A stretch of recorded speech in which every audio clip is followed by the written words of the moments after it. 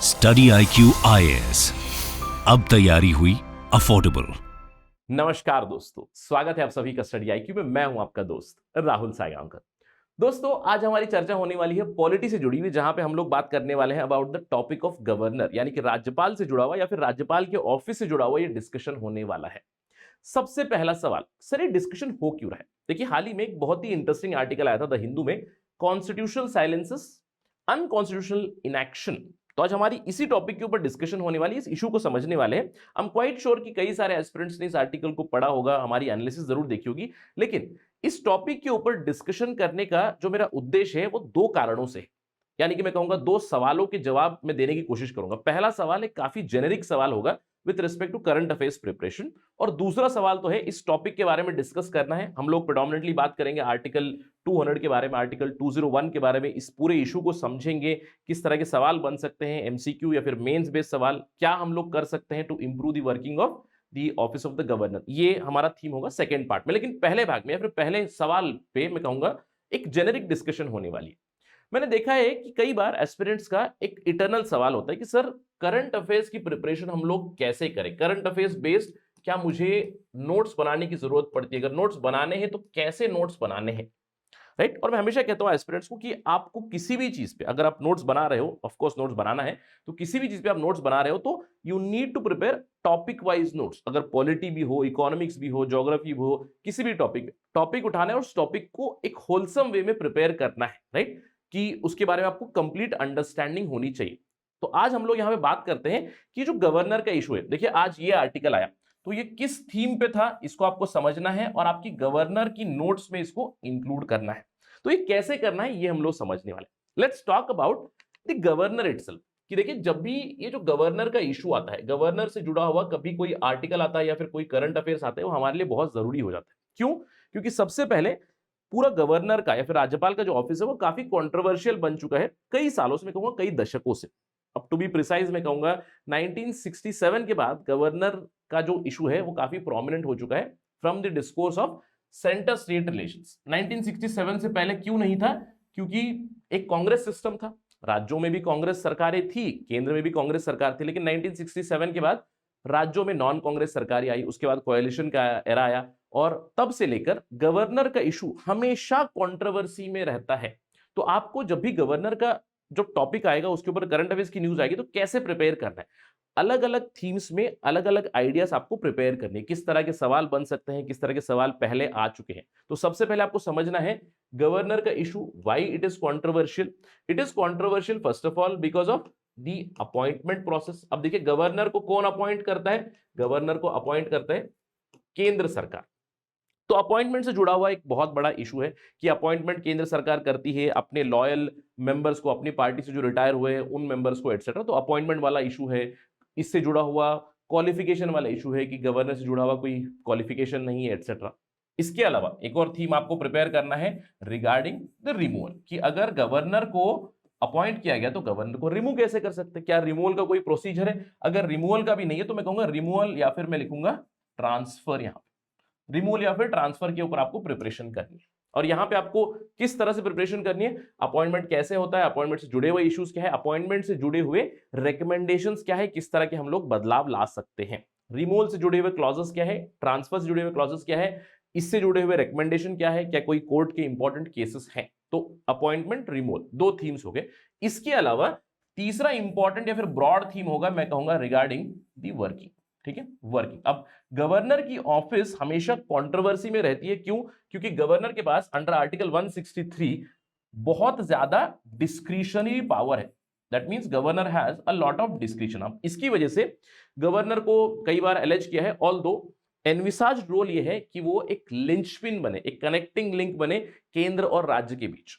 लेकिन कई बार एलिगेशन आती है, कई बार क्रिटिसिज्म हो चुकी है कि governor acts as the agent of the centre. अब ये क्यों होता है? अब आप वर्किंग में भी अगर देखोगे तो अलग अलग थीम्स निकालोगे। वर्किंग में सबसे पहला थीम होगा, I would say from the perspective of centre state relation. अब सेंटर स्टेट रिलेशन में इशू क्या होगा? The issue of interference. Interference मतलब कि डे टू डे एडमिनिस्ट्रेशन किसकी होनी चाहिए? एक इलेक्टेड गवर्नमेंट की होनी चाहिए। राज्यों में देखिए इलेक्शन लड़के चीफ मिनिस्टर आए हैं, काउंसिल ऑफ मिनिस्टर्स आए, लेकिन उनको कहीं ना कहीं अंडरमाइन कर रहे हैं क्या, थ्रू इंटरफेरेंस। और ये बहुत सारे एग्जांपल्स हम लोग देख सकते हैं। और इस इंटरफेरेंस में भी सेंटर स्टेट रिलेशन के दृष्टिकोण से भी आप प्रिपेयर कर सकते हो फ्रॉम द स्टेट पर्सपेक्टिव कि अलग अलग राज्यों में किस तरह का रोल है, और यूनियन टेरिटरीज में स्पेसिफिकली मैं कहूंगा दिल्ली और पुदुचेरी में कई बार हम लोगों ने लेफ्टिनेंट गवर्नर के इश्यूज देखे हैं विद द इलेक्टेड गवर्नमेंट, क्योंकि यहां पे इन यूनियन टेरिटरीज में इलेक्टेड सरकार है। तो ये आपको समझना है इंटरफेरेंस क्या डे टू डे वर्किंग में इंटरफेरेंस हो रही है। हम लोगों ने देखा अभी जो करंट वाइस प्रेसिडेंट है Jagdeep Dhankhar ji, he was the governor of West Bengal before, जहां पे हम लोगों ने इशू देखा था सोशल मीडिया के ऊपर, सोशल मीडिया की बातें हुई, ट्वीट्स, रीट्वीट्स या फिर काउंटर ट्वीट्स आए, इसके ऊपर हम लोगों ने देखा, तो इंटरफेरेंस का इशू। इसके अलावा दूसरा है discretion with respect to withholding the bills, और आज हमारा डिस्कशन इसी पे होने वाला है कि उनकी डिस्क्रिशनरी पावर यूज करके कैसे वो लेजिस्लेचर को अंडरमाइन करने वाले हैं, और आज का हमारा डिस्कशन इसी पे होने वाला है। तो आप जब भी नोट्स बनाओगे तो फ्रॉम टुडेज डिस्कशन इस थीम के अंडर आ जाएगा।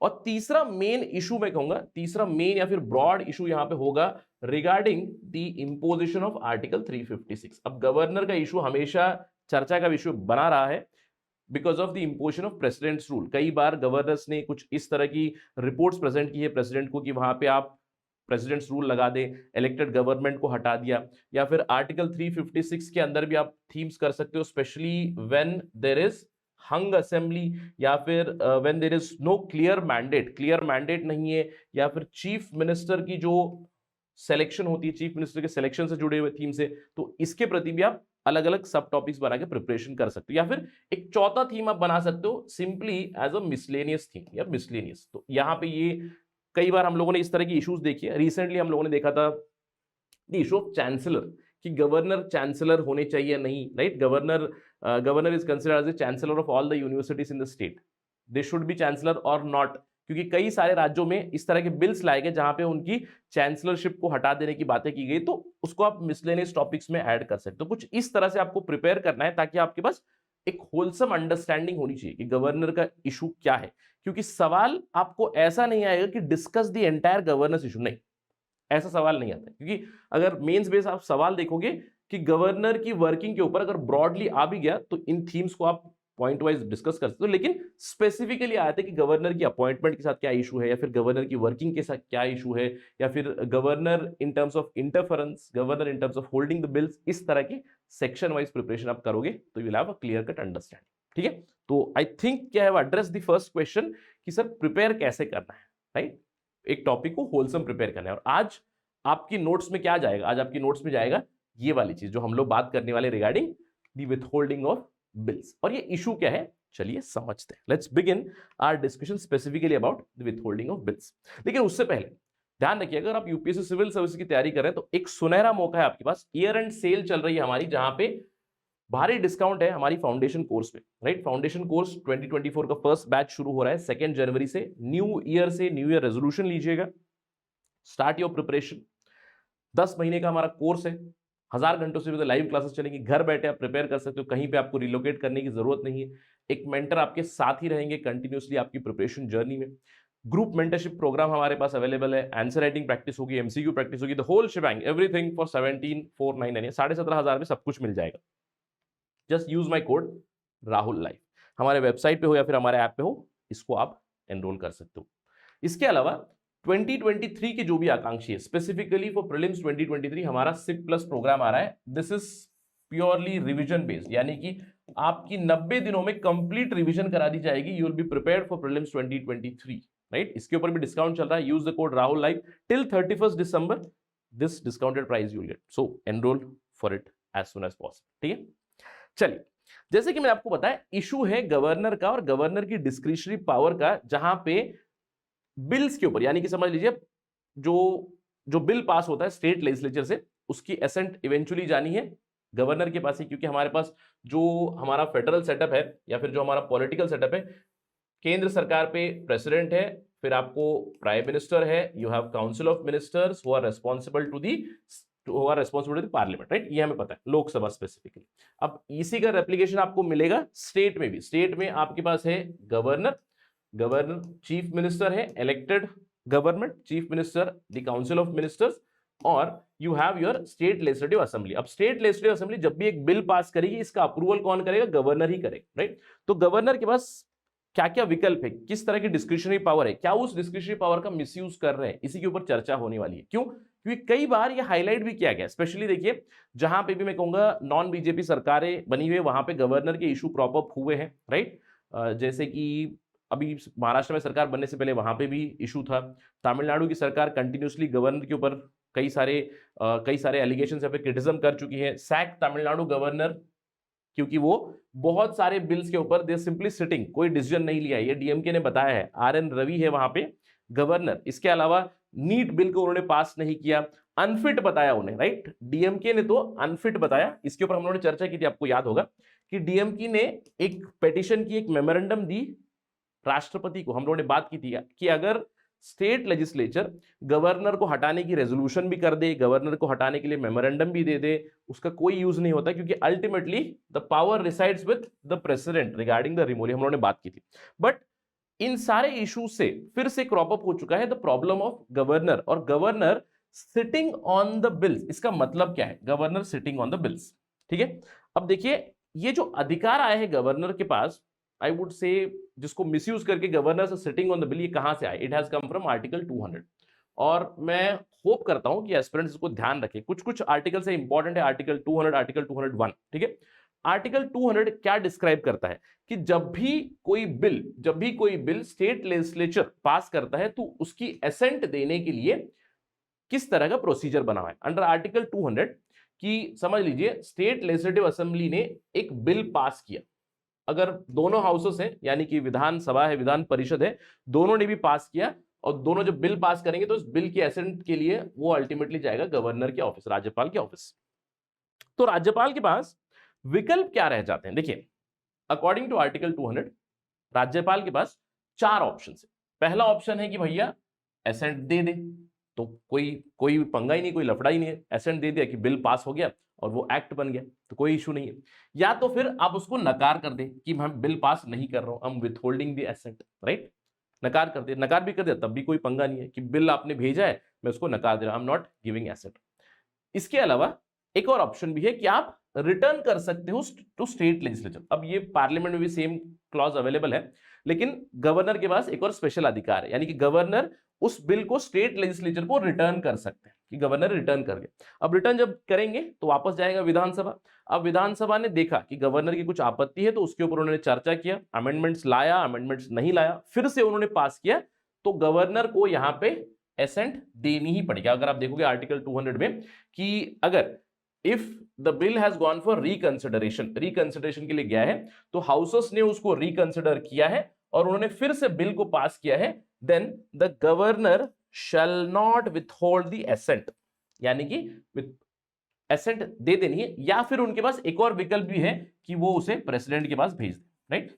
इसके अलावा भी एक चौथा विकल्प भी है, इधर रिटर्न करे स्टेट लेजिस्लेचर असेंबली को या फिर सीधे सीधे प्रेसिडेंट को आप भेज सकते हो। और प्रेसिडेंट को भेजने का power it is given in article 201। आप इसका प्रोसीजर भी 201 में दिया है।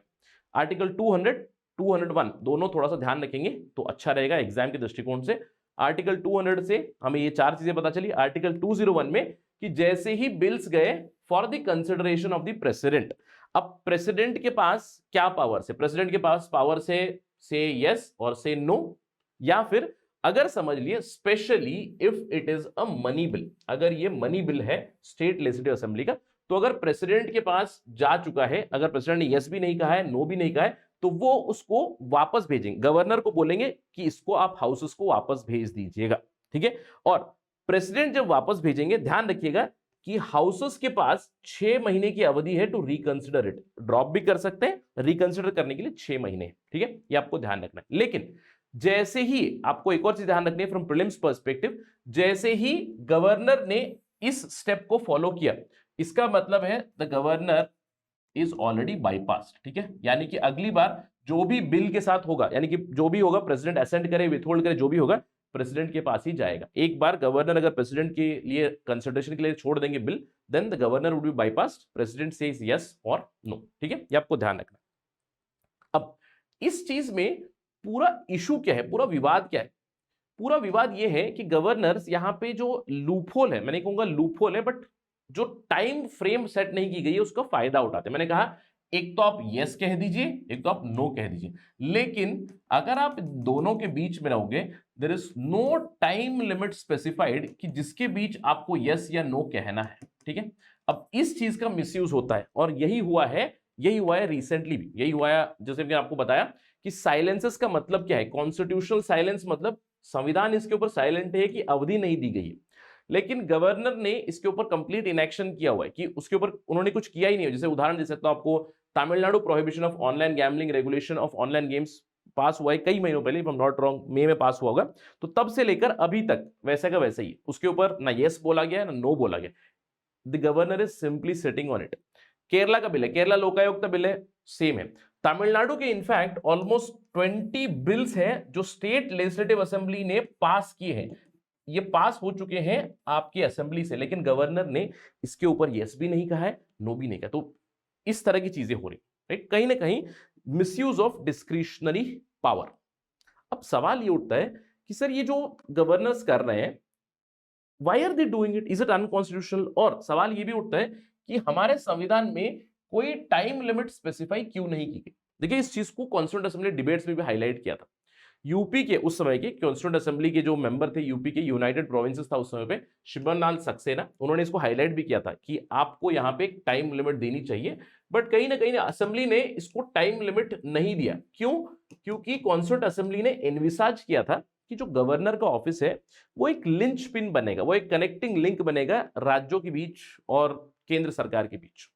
तो कहीं ना कहीं वो नहीं हुआ है। मैं कहूंगा पिछले 30 से 40 सालों में गवर्नर का जो ऑफिस है वो काफी कंट्रोवर्शियल बन चुका है। बट कॉन्स्टिट्यूंट असेंबली ने ये एनविसाज किया था कि गवर्नर अपनी इंडिपेंडेंस से, अपनी नॉलेज से, अपने एक्सपीरियंस से वो एक चेक और बैलेंस बनेंगे on the state government, states के ऊपर। क्यों?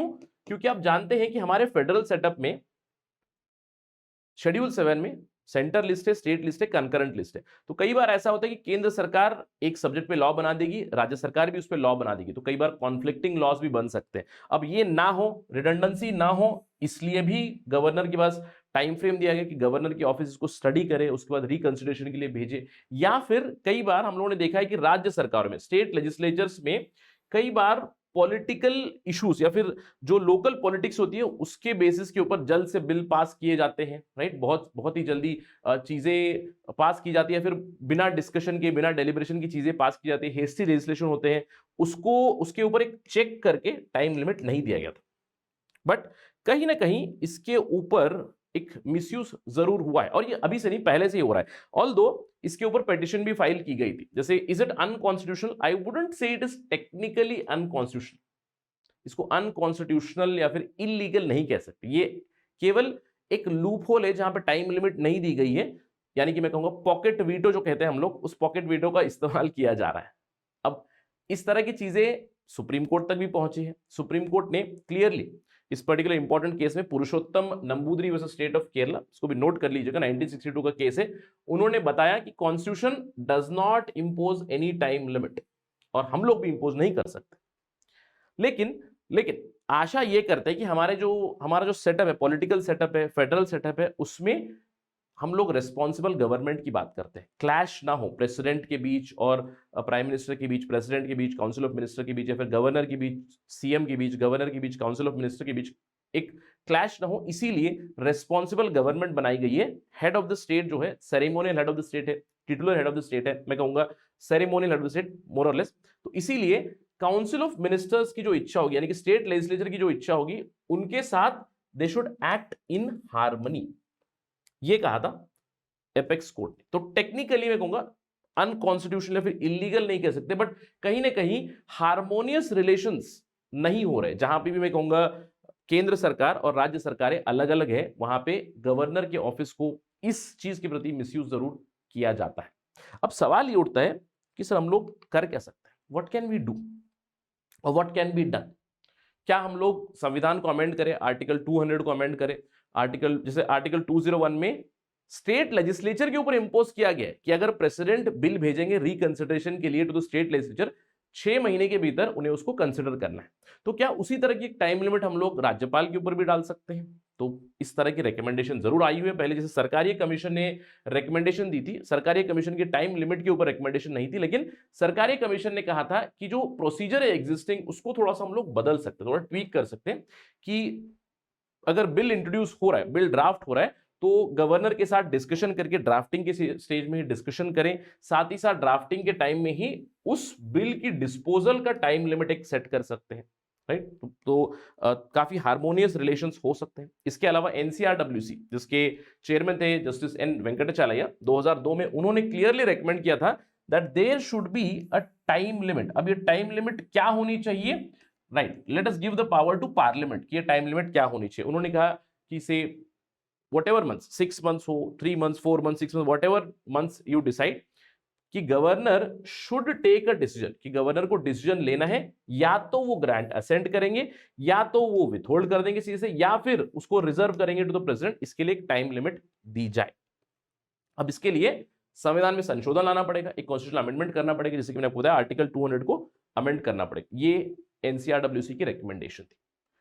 सो लेट्स वेट एंड वॉच कि क्या होगा, क्योंकि ये जो फेडरल इशू चल रहा है अबाउट विथहोल्डिंग ऑफ द बिल्स कई राज्यों में चल रहा है, जैसे आपने देखा यहाँ पे केरला के साथ हुआ, तमिलनाडु के साथ हुआ, वेस्ट बंगाल के साथ हुआ, जहां पे भी मैं कहूंगा केंद्र सरकार और राज्य सरकारें अलग अलग है, वहां पे ये इशूज हो रहा है। जहां पे केंद्र सरकार और राज्य सरकार एक है, सेल्डम दीज इशूज कम, ठीक है। तो इस चीज का एक बड़ा परिणाम क्या होता है, क्योंकि आप एक और चीज आर्ग्यू कर सकते, सर आपने बदलाव के लिए बोला, ठीक है, लेकिन जहां तक मैं जानता हूं प्रेसिडेंट के पास भी तो पॉकेट वीटो है, राइट। हम लोग जानते हैं कि Indian president has a bigger pocket veto than the American president, right. ये हम लोग पढ़ चुके हैं पॉलिटी में। तो अगर आप आर्ग्यू करोगे सर प्रेसिडेंट के पास पॉकेट वीटो, अभी पॉकेट वीटो का मतलब क्या है? पॉकेट वीटो का मतलब कि simply sit on the bills, don't do anything, sitting on the bills, कुछ भी नहीं करना है। तो governor should also enjoy this may be, right. लेकिन अगर गवर्नर इस तरह की एक्शंस करेंगे, जो संविधान में पावर दिए गए, अगर उनका मिसयूज करेंगे, डिस्क्रिशनरी पावर्स को अगर आर्बिट्रली इस्तेमाल करेंगे, उससे होता क्या है? उससे ultimately sufferers are the people, sufferer is the system. हमारा पूरा पॉलिटिकल सिस्टम है वो सफरर। क्यों? क्योंकि देखिए, अगर सबसे पहले डिले हो रही है, it is the violation of rule of law. अब कैसे? क्योंकि जो हमारा पॉलिटिकल सेटअप है, आई वुड से हमारा पॉलिटिकल सेटअप किस पे बेस्ड है? ऑन द वेस्टमिंस्टर मॉडल, यानी कि यूके मॉडल पे सेटअप है, जहां पे हमारा जो पॉलिटिकल सिस्टम में टॉप पे आते हैं प्रेसिडेंट। अब प्रेसिडेंट को रियल पावर नहीं दी गई है। रियल पावर किसे दी गई है? प्राइम मिनिस्टर, या फिर मैं कहूंगा prime minister plus council of ministers, और इसी को हम लोगों ने रेप्लिकेट किया स्टेट लेवल पे। तो इसका मतलब क्या है? अगर president is not the real power, और जहां पे भी हम लोग कह सकते हैं वेस्टमिंस्टर मॉडल के सर्व, जैसे यूके में भी है कि अगर पार्लियामेंट ने बिल को पास कर दिया, वेरी सेल्डम इट हैपेंस कि प्रेसिडेंट ने उसको यस नहीं किया हुआ या फिर उसको वापस भेजा रिकंसिडरेशन के लिए। तो इस तरह की चीजें होती नहीं है, बहुत ही रेयरली होती है, और जब भी होती है वो बहुत बड़ा इशू भी बन जाती है, राइट। तो रूल ऑफ लॉ नहीं फॉलो किया जा रहा, यानी कि गवर्नर इज यूजिंग और governor uses many times the discretionary powers in a very arbitrary manner. It is violation of that. इसके अलावा पॉलिसी डिले, पॉलिसी पैरालिसिस होती है। आप पूछोगे सर ये कैसे हो रहा है? यार सिंपल एग्जांपल, जैसे मैंने आपको बताया, यहाँ पे एक बिल पास हुआ था, Tamil Nadu prohibition of online gambling and regulation of online games bill. अब समझ लीजिए, इस पर्टिकुलर बिल में तमिलनाडु ने कहा कि भैया आप गैम्बलिंग नहीं कर सकते, या फिर ऑनलाइन गैम्बलिंग को हम लोगों ने बैन कर दिया, कुछ इस तरह की चीज। अब इस पे गवर्नर ने रोक लगा दिया।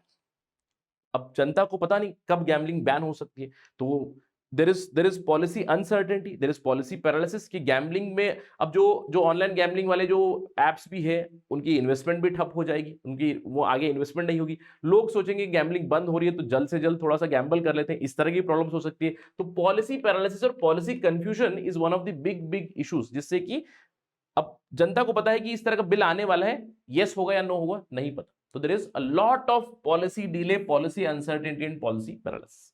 इसके अलावा of course centre state issue तो है ही है, क्योंकि governor is appointed by the centre. Governor के ऊपर बहुत सारी अभी क्रिटिसिज्म भी हो चुकी है, they are acting as the agent of centre. तो केंद्र सरकार और राज्य सरकारों के बीच इश्यूज हो जाएंगी again because of the issue of governor.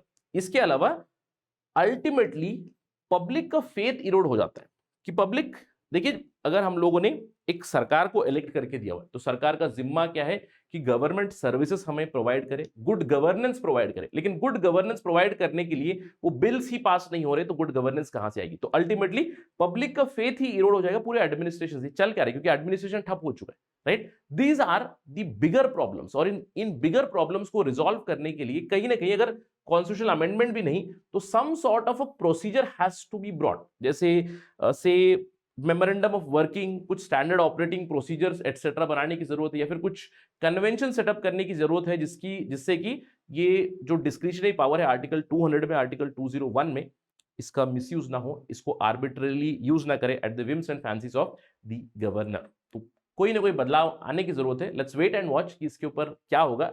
But आशा करता हूं कि इस डिस्कशन से आपको ये पूरा विवाद पता चल चुका है, कहां से डिस्क्रिशनरी पावर आ रही है, क्यों आ रही है, क्या लूपहोल है, टाइम लिमिट क्यों नहीं दिया गया था, ये सारी चीजें हम लोगों ने समझी। और जैसे कि मैंने आपको बताया, इसका उद्देश्य था कि आपको नोट्स भी कैसे बनाने, आपको प्रिपरेशन भी कैसे करनी है। तो this is one of the themes regarding the withholding या फिर सिटिंग ऑन द बिल्स। अगर इसमें कोई भी अपडेट आएगी तो हम लोग फिर से डिस्कस करेंगे on study IQ for sure. But that is it right now here in this particular video. Thank you for watching this video. और जाने से पहले आपको ध्यान रखना है, अगर आपको ये वीडियो पसंद आए, अगर आपको कोई सजेशन है, फीडबैक है, कंप्लेंट है, whatever it is, you can always follow me on this particular ID, message me on Instagram. I do respond on Saturdays and Sundays. Thank you very much. Jai Hind. Study IQ IAS, अब तैयारी हुई affordable.